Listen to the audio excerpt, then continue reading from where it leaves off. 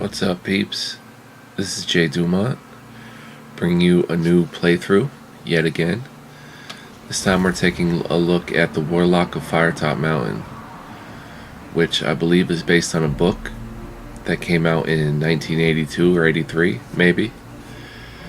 It's an old book, but it's a cool game where you traverse a dungeon, and it's a choose-your-own-adventure game.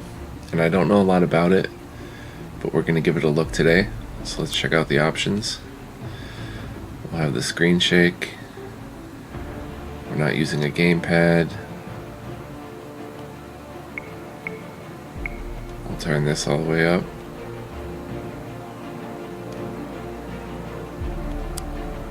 Oh, let's check out the text. Themed or dyslexic, we'll go with themed. And let's get right into it. I'm going to be playing through the story. Greetings, player. Welcome to the world of Titan, in particular the most notorious of all lands, Alancia.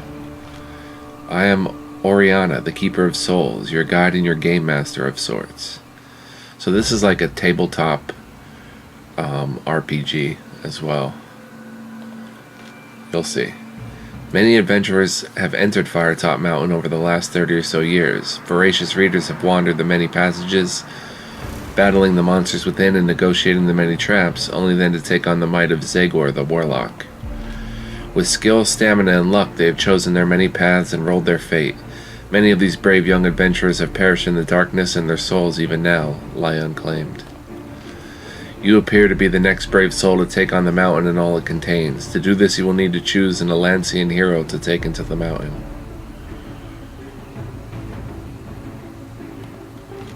Don't get too comfortable with your choice, however, as the ways are treacherous and it is doubtful that you will survive. Only by bringing me the souls of the fallen may you be blessed with new heroes over time, each with their own quests within Zagor's domain. Alright, let's select our hero here. See what's cooking. Next group.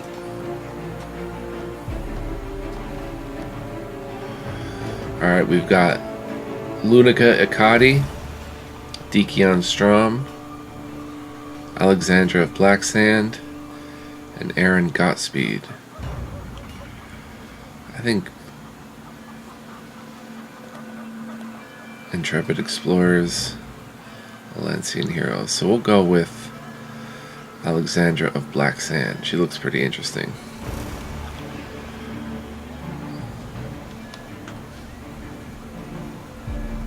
So she's got a single strike directly in front, a single strike to the right, and strike up to 2 enemies directly in front of Alexandra with piercing strike.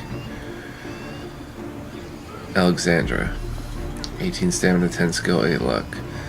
The warrior known as Alexandra of Blacksand is famed for her many adventures. Her name is known in many parts of Alancia. No matter where she is, Alexandra has a knack for sniffing out trouble and gold.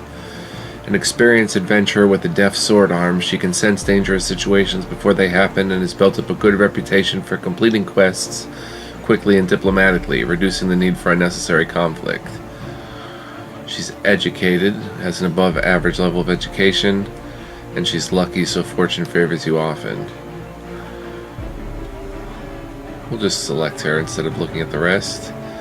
Take her into the mountain. Begin. Learn to fight. During your adventures, you may encounter many different foes, magical and monstrous, brigand and beast. There will be an assortment of creatures lurking within Firetop Mountain, eager to bring your adventure to a premature end. But let us learn to walk before we start running, shall we? Lin Wen Sai wants you to fight some Quintains, which will allow you to experience how combat functions. Let's fight them.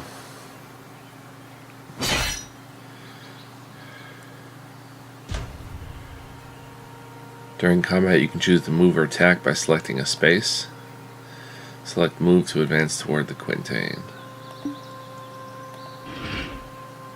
After you select your action, both you and your opponent will play out their moves simultaneously. Move to the side to avoid the Quintain's attack. Sometimes it's better to attack where the enemy is likely to move instead of where they currently are. Attack the space in front of the Quintain.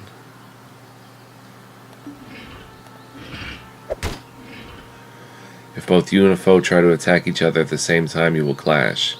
It is then a test of who has the greatest skill, with the loser taking damage. Attack the Quintain and clash.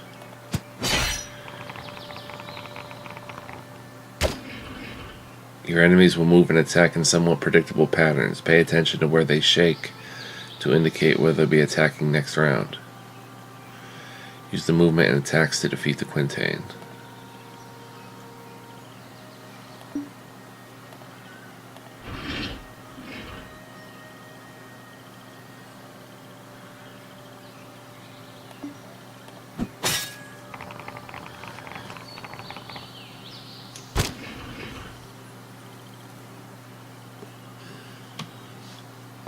Okay.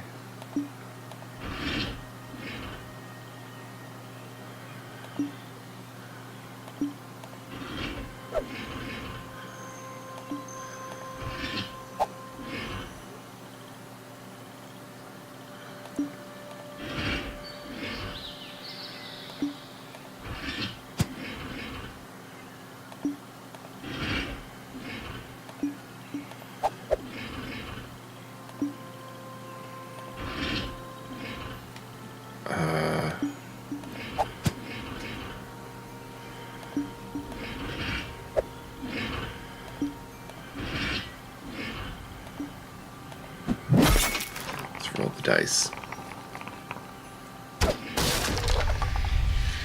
We have way more skill. You are triumphant. Uh-oh. In addition to the basic attacks, your hero has special attacks they can unleash. These powerful attacks can take several turns to recharge, so use them sparingly. Defeat the pair of Quintains.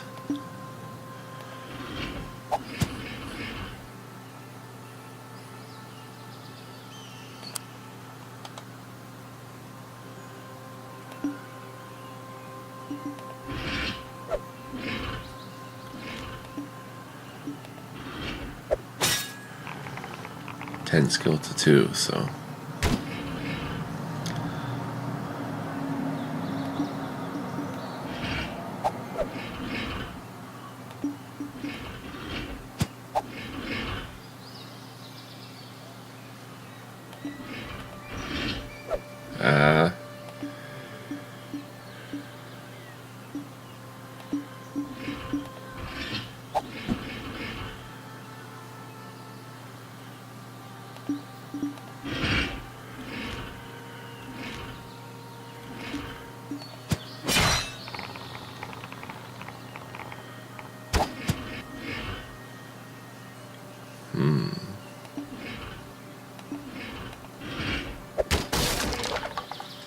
got one.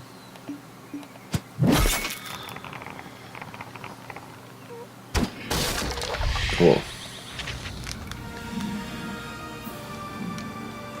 You gain no stamina. You lost no stamina. You gained 3 souls. You've defeated the Quintains.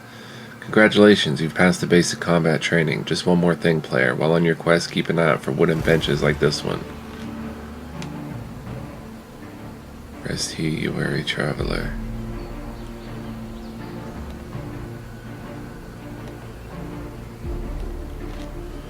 Using them will allow you to restore your stamina. If you run out of stamina, your adventure ends, so be sure to take a rest now and then.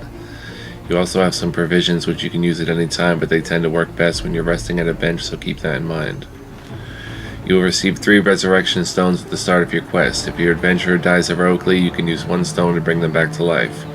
Be warned though that your hero will only appear at the last bench that you passed. You also lose any souls that you absorb between the seat and the location of their death. This is where I leave you, player. It's time for you to begin your journey. Let's travel to Firetop Mountain. Here we go. The villagers of Anvil cheered with excitement as you began your 2-day hike to Firetop Mountain. Cries of "Return to us safety, Alexandra, and may the luck of the gods be with you" rang out. Your fame reaches even to remote towns like Anvil. Your mysterious patron, a sorcerer known to you only as Kith, wants you to seek a massive ruby known as the Eye of the Cyclops and give it to Zagor, the warlock who rules this mountain. When you asked Kith about the significance of the ruby, the sorcerer only smiled and said, "You'll see." The citizens who live in the foothills of the mountain fear Zagor, and have been very reluctant to tell you anything that may help you find him, fearing for their own safety. You have mixed feelings about the adventure ahead of you and just hope that Kith's instructions are honorable and you do not let the local people down. One thing is clear though, you will not be dealing with any ordinary wielder of magic. You must be on your guard. It takes you 2 days to reach the menacing looking mountain with its sharp rocky crags that jut out at unnatural angles. At the top you can see the eerie red coloring, probably some savage vegetation, which has given the mountain its name. You approach a cave, a known entrance used by a local band of orcs, your hand gripping the hilt of your longsword as you consider what dangers may lie ahead. Your adventure starts here.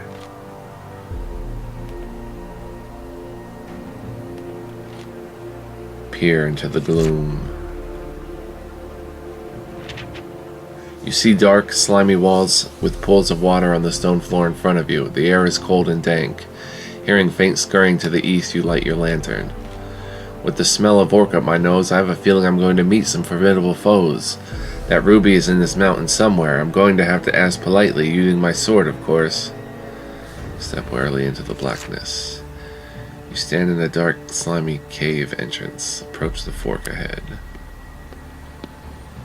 After a few yards, you arrive at a junction.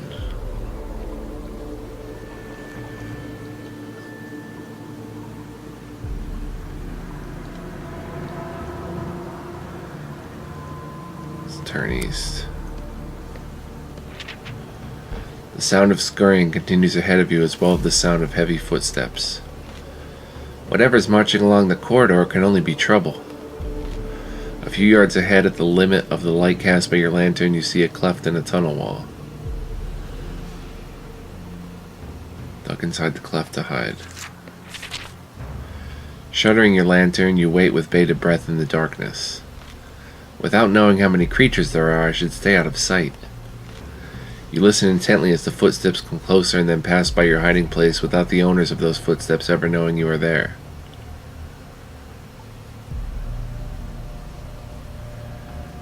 Let's jump out and surprise what lurks in the corridor.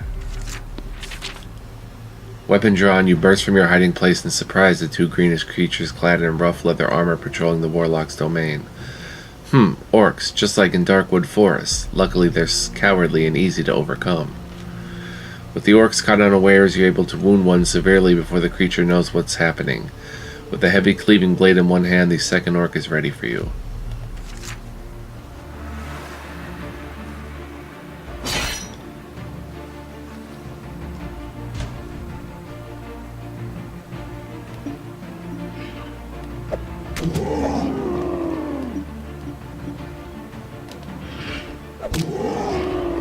Nice. 5 skill to 2, let's attack them.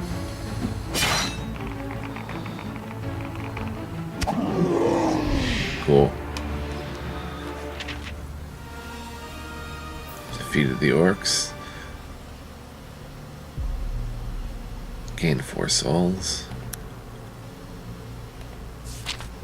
A quick search of the orc bodies turns up a handful of gold pieces, a crude bone charm, and a half-eaten rat on a stick. 5 gold pieces. Take the orc's bone charm. You pocket the bone charm, trying not to retch as you get close to the orc's stinking corpse. Perhaps it will be useful later. Cautiously, you make your way further down the dank tunnel. Head down the east path. The passageway soon comes to an end at a solid-looking wood door. Trying to open it, the door refuses to budge. You listen at the door but hear nothing. With a bit of force, I should be able to get through this door. Attempt to kick the door down instead. You give the door a mighty kick and it swings open easily. You're about to enter when you notice that the room is actually a pit. Had you charged the door, you'd be nursing a sore rump by now. Examining the pit, you notice the sides are full of handholds, so it should not be difficult to climb back. Alright, let's climb into the pit, I guess. Looking around, you can see 2 cave entrances leading from the pit opposite you. Moldering bones littered the floor, small piles of them stuck together in pools of fetid slime. You think back to your education on dwarven architecture.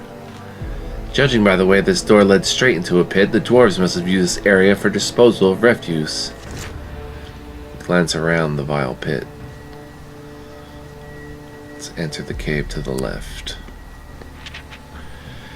You enter a small cave with slime dripping from its rough rock walls. A sickly sweet smell assaults your senses as you enter. It is the smell of rotting meat. The remains of rats and even a half-eaten goblin lie in one corner. In another is a large joint of meat. It looks like whatever is using the place as a larder is saving this choice haunch of giant aardwolf for later. I can't imagine that goblin tasted very nice. Let's leave the meat where it is. You decide not to take the giant aardwolf meat. You leave the cave and return to the central pit. Let's investigate the other cave. The first thing that hits you as you approach the cave is the stench, an unpleasant melange of mushrooms and rotting meat. Whatever was nearby, you sense it is not strayed far from its home. I've smelled better latrines in Port Black Sand. Survey the murky cave. The stench from the cave is familiar. It reminds you of an adventure when you were just a young woman serving in the Queen's Guard. Camping in Trolltooth Pass? No, further south than that. What was it? Two hideous slime zombies have emerged from the goo. A slime beast, meanwhile, launches itself at you with its powerful hind legs.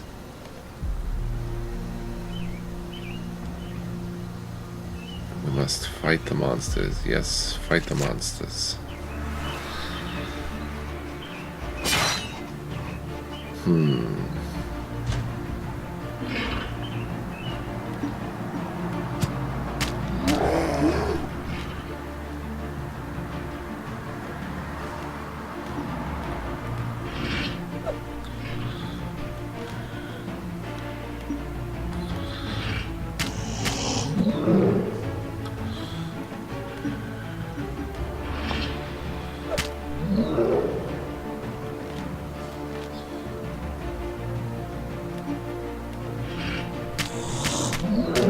Ouch. Poison takes 1 damage next round.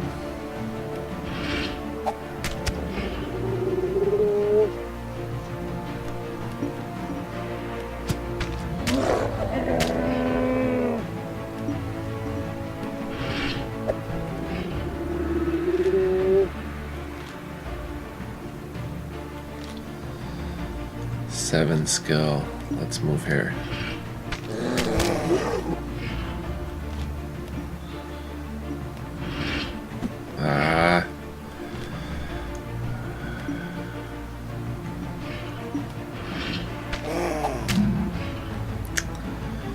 We are getting rocked.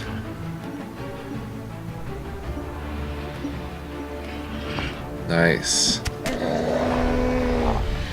That was big.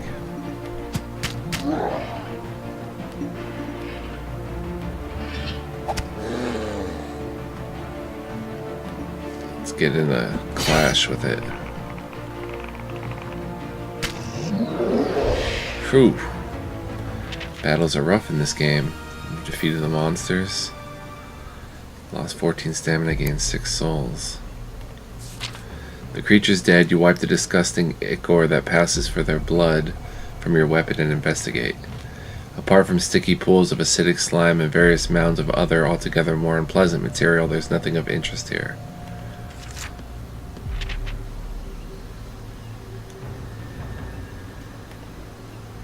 Let's leave the pit altogether.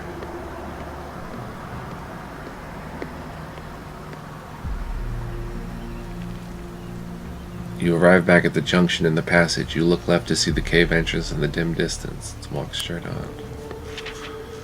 A little along the passageway, you come to what is clearly a sentry post. You approach with caution and can see another orc, this time on its own in leather armor, asleep at his post. I hope all of Zagar's minions are this lazy. This could be my quickest adventure yet. Carefully approach the sleeping orc.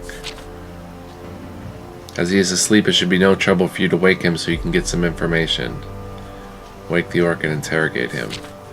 You prod the orc awake with the pommel of your sword. He leaps to his feet, flailing for his weapon, which you swiftly kick out of his reach. I am Alexander of Blacksand. I seek the Eye of the Cyclops.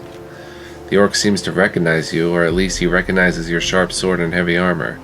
He does not speak the trade tongue, but his shrugging and sniveling make it clear you're not going to get any useful information out of him. You tie him up and gag him. Continue along the passage. The passage begins to widen until you enter a cave. However, blocking the cave's exit are two of the ugliest creatures you've ever seen. They have the proportions of dogs, but their hide is rough and scaly. Each beast is chained to the cave wall securely to their thick brass collars. The two orc hounds begin to snarl and strain at their chains. They cannot reach you, but their chains are long enough that should you approach, you will not be able to escape their slavering jaws. I've come across these poor creatures before on previous quests. Orcs generally don't treat them very well, which can make them quite vicious. You're going to have to deal with them quickly one way or another before they attract the attention of an orc patrol, maybe something even worse. Distract the orc hounds with some food. We should have took that meat. The orc hounds wait expectantly. Remembering your education on the Beast of Titans, you think back to the notes on orc hounds. Although vicious, they're easily distracted as long as you have the right treat. Giant aardwolf meat. What do you want to offer them, animals? Throw them a portion of your provisions. Taking out a portion of your provisions, you throw the food towards the orc hounds. The hungry animals fight over the food for a moment and then take the choicest piece to devour on opposite sides of the cave. Not hesitating for a second, you quickly pass between them. However, one of the orc hounds gobbles down the food more quickly than the other, and as you pass by, it lunges at you, catching your calf with one of its vicious tusks. -1 stamina. You continue onward. The passageway turns north. Hey, a resting bench. Leaving the cave as quickly as you can, you follow the new passageway as it turns north. Awesome. Against the wall is a wooden bench where you may rest. Player, I would strongly advise sitting on the bench. If you do not, Alexander of Blacksand will not be able to resurrect at this location if they perish. Sit on the bench and rest. You sit down on the bench and rest for a moment. Your aching muscles ease and your tiredness wanes. It's good to take a break on your adventure. +5 stamina. I should have used some provisions. To your left, on the west face of this passage, there is a rough-cut wooden door. You listen at the door and can hear a rasping sound which may be sort of some creature snoring. Some sort of creature snoring. Let's open the door. The door opens to reveal a small, smelly room. In the center of the room is a rickety wooden table on which stands a lit candle. Underneath the table is a small wooden box. Judging by the remains of the dwarven architecture, this room has not changed much from its original purpose, sleeping quarters for the night watch. Proving that your educated guess is correct, you see a green-skinned orc asleep on a straw mattress. Wonder what's in that wooden box. Try to steal the box without waking the orc. Treading softly, you easily extract the wooden box from under the table. Your luck holds out as you easily back out of the room without waking the orc. You leave the room and open the box in the passage. A hidden compartment has been knocked loose, revealing a cache of gold pieces. There is also a small mouse, which must have been the creature's pet. +4 gold pieces. You release the mouse, which scurries off down the passageway. Continue onward. You stand outside orcish sleeping quarters. Follow the passage. You arrive at another door. You listen but hear nothing. Try opening it. The door opens to reveal a small room with stone floors and dirty walls. There's a stale smell in the air. In the center of the room is a makeshift wooden table on which is standing a lit candle. Under the table is a small box. In the far corner of the room is a straw. Or is a straw? Open the box. There are carved runes on the box. Due to your excellent education, you can roughly translate these into snake surprise. As you pick it up, something rattles within. Ooh. You open the lid and small snakes pop out of the box, eager to bite your wrist. Achievement unlocked. Ooh, peanut brittle. Discover an old orcish trick. Even though you're surprised, you manage to dodge them. Fight the snakes.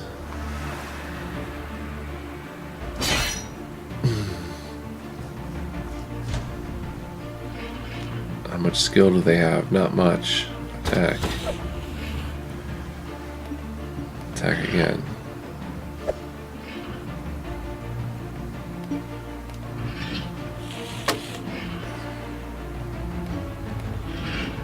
Boom.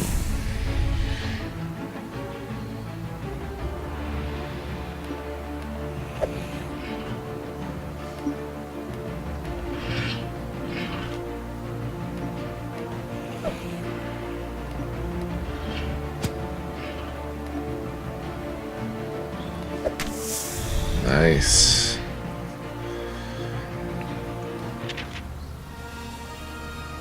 No stamina, gain 4 soul, you've defeated the snakes. The box has fallen to the ground during your fight. With the snakes out, it has fallen.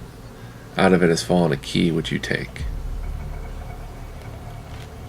Zagor's key found. The stale, dirty room does not seem to have any more secrets to hide. You decide to continue to head deeper into the orcs' barracks. Leave the empty room. The tunnel turns eastward then splits.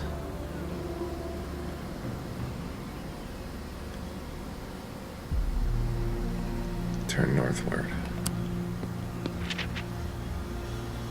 Further up the passage, on the west wall, you see another wooden door. You listen at the door and hear the worst singing you've ever heard in your life. Investigate the hideous din. The door opens to reveal a small room. The room is dirty and unkempt. A straw mattress lies in one corner, and on the far corner a flight of steps leads out of the chamber. In the center of the room is a wooden table upon which a candle burns, lighting the room with its flickering flame. A small box rests under the table. Seated around the table are 2 small orcs with warty skin dressed in leather armor. Cool artwork. They are drinking some sort of grog, and by the way they stagger to their feet on arrival, you assume they are very drunk. Wonder if they know the whereabouts of the eye. Question the orcs. You there, you command, pointing your sword at the orcs. I seek the eye of the Cyclops. Where can I find it? One of the orcs speaks your language. Dunno about no eye of Cyclops. We just having a quiet drink. The other orc waves his mace threateningly. At least it would be threatening if he could control it enough to work up a decent swing, which he can't. Your lips curling in disgust, you leave the orcs to their drinking, slam the door, and run up on the passage. The passage splits again. Alright, I will be right back. No, wait, I'll wait till I get to another resting bench. Let's follow the passage to the southeast. Come back down this way and see if there's anything.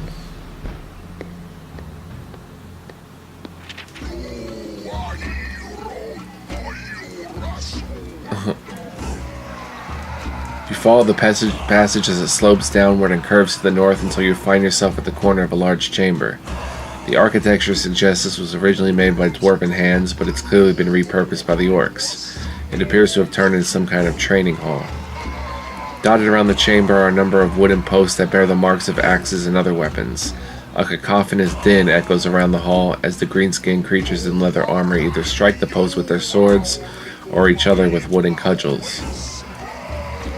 You guess this is what passes for a training session among the brutish orcs. If I keep to the shadows and edges of the hall, I might be able to enter unseen. At the eastern end of the chamber there are 2 doors. Halfway along the north wall of the hall is another doorway secured by an iron gate.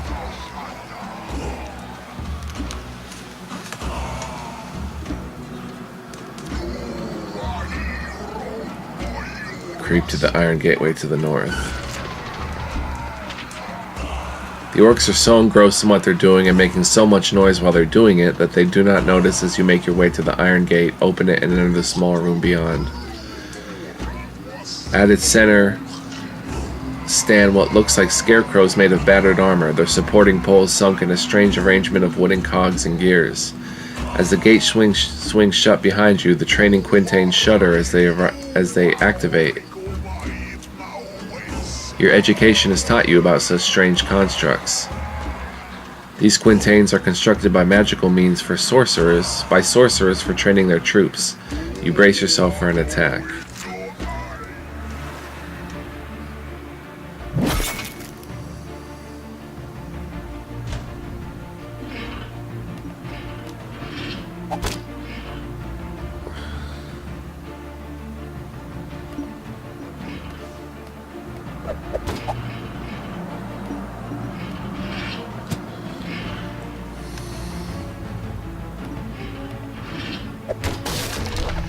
Cool.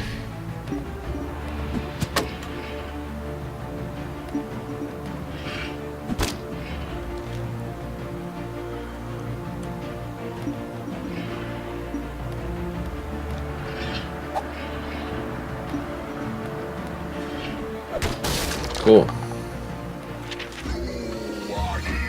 4 souls, you defeated the Quintains. The Quintains eventually grind to a halt, your blows having irreparably ruined the wooden workings. You find nothing of use in the training room. Try to reach the eastern end of the hall without being spotted.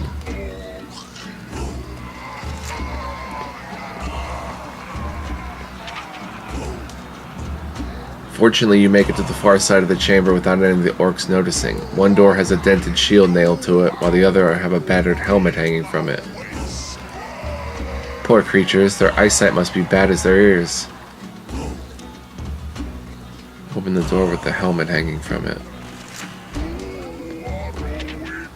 You find yourself in a cramped room full of battered helmets, rusting hauberks, and suits of leather armor. The contents of the armor is inferior compared to what you are wearing, but it strikes you that if you wear a few choice items on over your own gear, you might be able to pass yourself off as an orc. Let's disguise ourselves as an orc. You take the orc helm and assorted pieces of armor, attempting to hide your own features. You gag as you do so. The stench is almost unbearable. However, it might just fool the orcs. Unfortunately, the armor is rather cumbersome, making you a bit more clumsy. -1 skill. You plan your next move. Leave the orc armory. Open the door with the battered shield. You find yourself inside a moderately sized chamber and immediately hit by a wall of heat. On the far side of the chamber is a crude forge, its coals glowing red hot. In front of it, a heavy-set orc is hammering out dents in a damaged breastplate over an anvil. Nearby are 2 goblin assistants. One of them is eagerly watching its master repairing the armor, while the other is cowering in fear in the corner. Evidently, this miserable creature has been recently punished. It's warm in here. Not sure I want to hang around. Hearing you enter, the orc armorer looks up, an angry expression on his face. On his ugly face. Face the armorer. What do you want? The armorer grunts. Get out of here, I'm busy. Do as the armorer says. Or attack the armorer while his guard is down. Let's do as he says.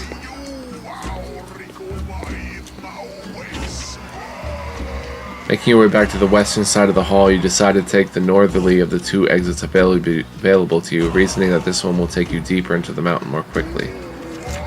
Leave the training hall.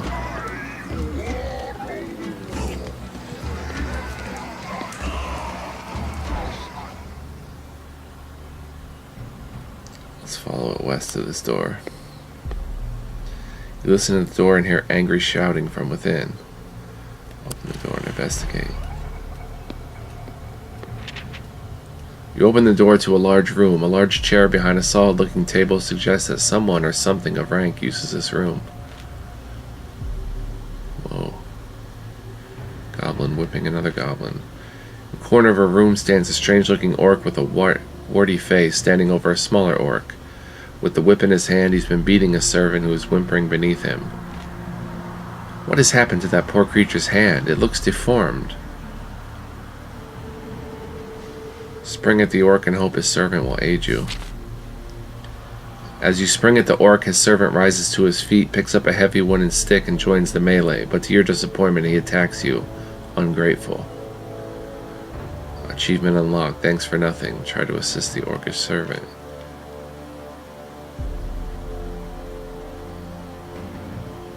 Continue the fight. Fight the orcs.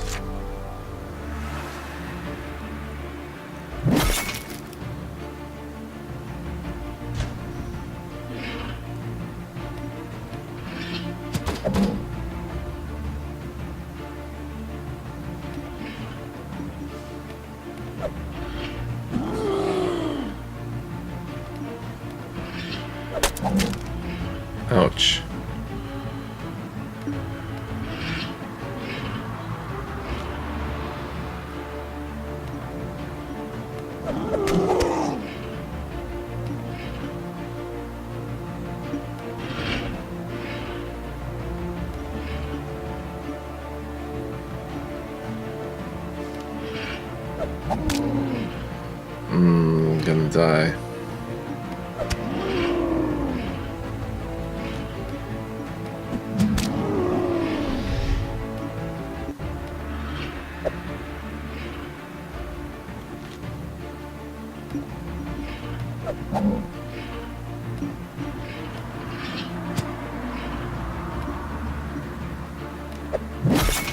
Clashing. Big roll. Ooh. Triumphant. 4 more souls for defeating the orc. The green blood of the dead orcs smells foul as it seeps from their bodies. There's a chest nearby. You step around the corpses and decide to investigate. It is of sturdy construction, made of strong oak and iron, and it's firmly locked. Try and smash the lock with your weapon. The lock was obviously inadequate. It flies off and lands on the floor several meters away. You lift up the heavy lid and your eyes widen as you see the gold sheen coming from within. A fair number of gold pieces are inside. In one corner lies a small black bottle with a tight glass stopper, containing a liquid of some kind. But as you're admiring this treasure, you hear a soft click and wince in pain as a small dart shoots forward into your stomach. -3 stamina. Oh dear, it looks like the mountain has claimed yet another victim. Would you like to use a resurrection stone and return Alexandra of Blackstan to the last resting bench you encountered? Yes. You sit down on the bench and rest for a moment. Oh man. We're back here.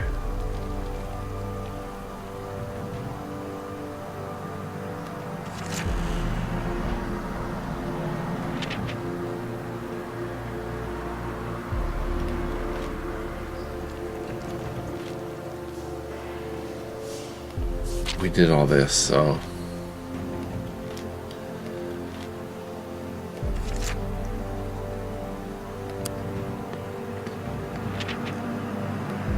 I'll try to do this again.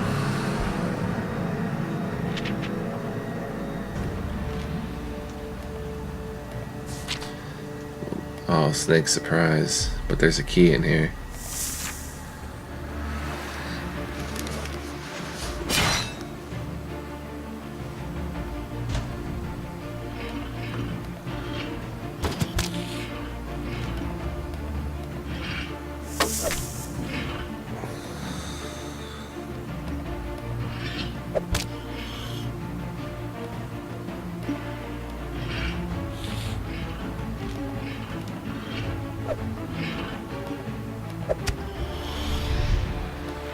Cool. Take Zagor's key.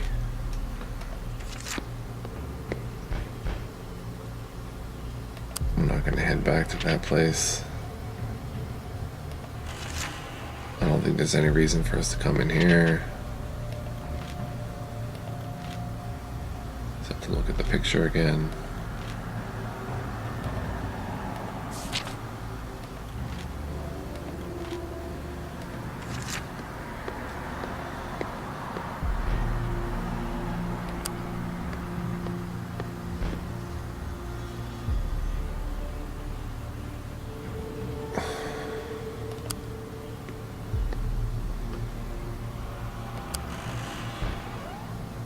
Do this again.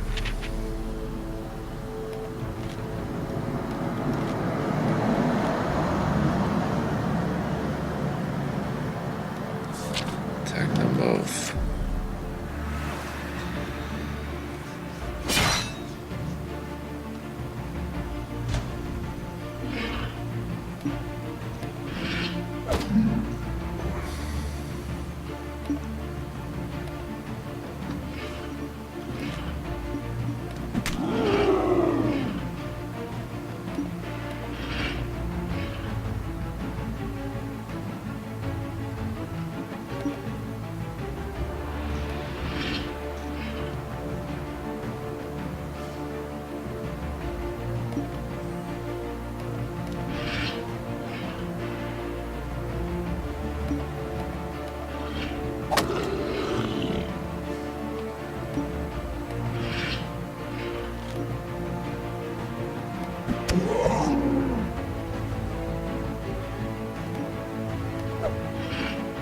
Ah.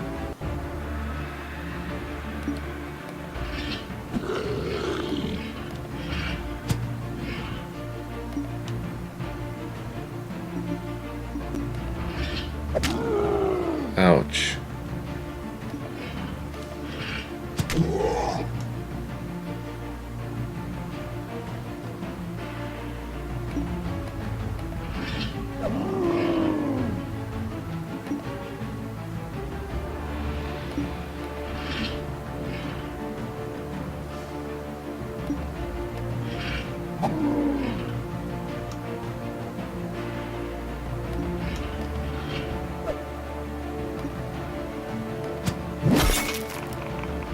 Flashing.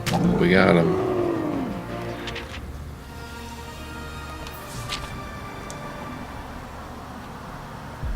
Oh, we're gonna take a shot to the gut again, though. Leave it and go through the north door. So that was a waste of 3 stamina. Walk straight on eastwards. You're at another junction.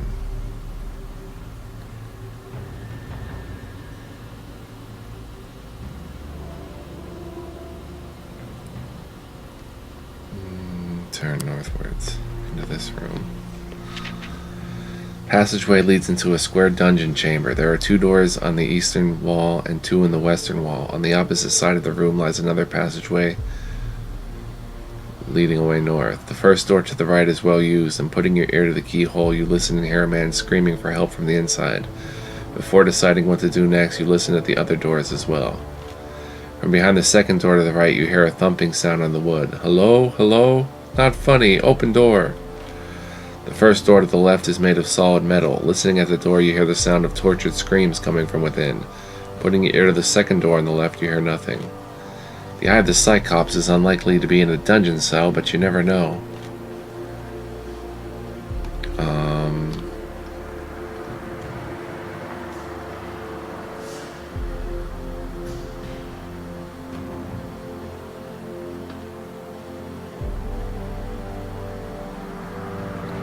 Man screaming for help from this.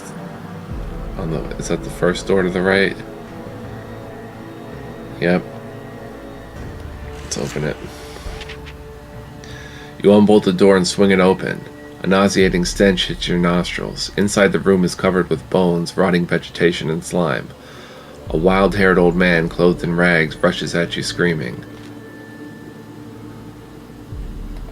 Oh. His beard is long and gray, and he's waving an old wooden chair leg. Is he simply insane as he appears, or has this been some kind of trap?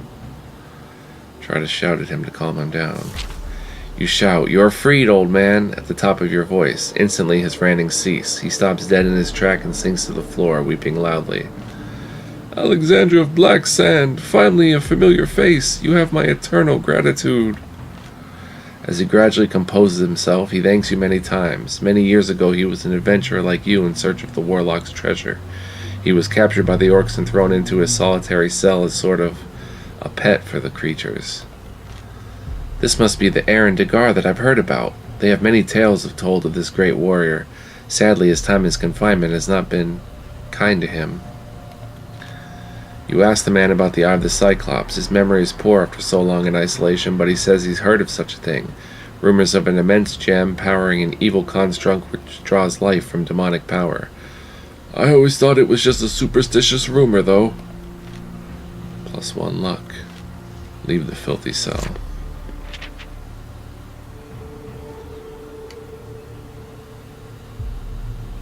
Open the second door to the right where you can hear thumping.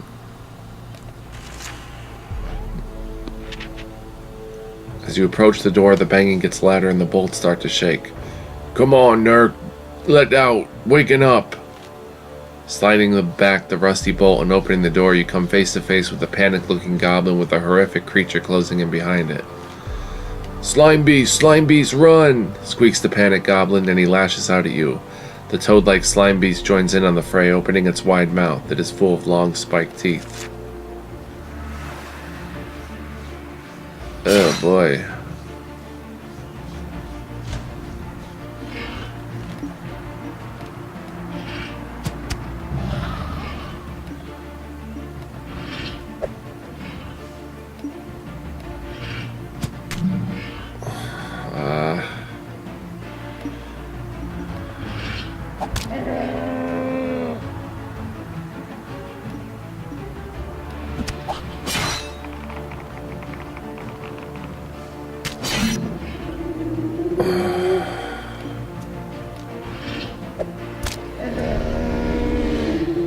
Goblin, I was freeing you.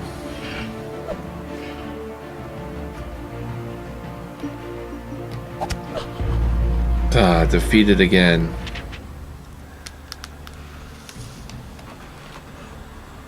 Alright, well, this is going to be the first episode. I don't think I'm going to resurrect this hero. I'm going to try a different hero and see how differently it plays out in the next episode.